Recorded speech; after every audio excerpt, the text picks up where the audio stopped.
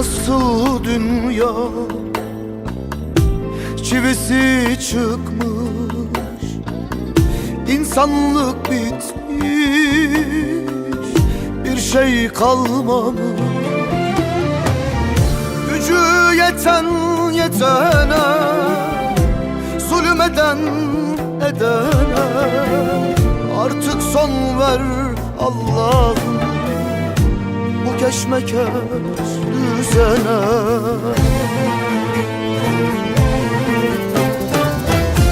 Yalancıları, riyakarları, bedbas kulları yok et Allah'ım, amin amin. Zulmedenleri, egoistleri, tüm pislikleri bitir Allah'ım,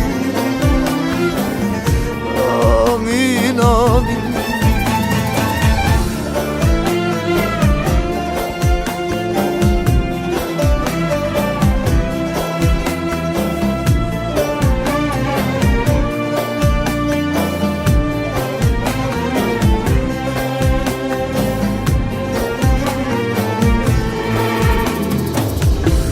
Yıkılıp kalmış bütün garipler, gözleri yaşlı bir çare bekler. Gücü yeten yetene, zulmeden edene artık son ver Allah'ım bu keşmekeş düzene.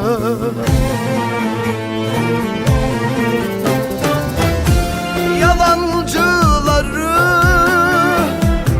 riyakarları, bedbas kulları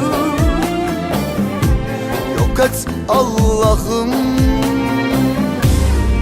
amin amin. Zulmedenleri, egoistleri, tüm pislikleri bitir Allah'ım,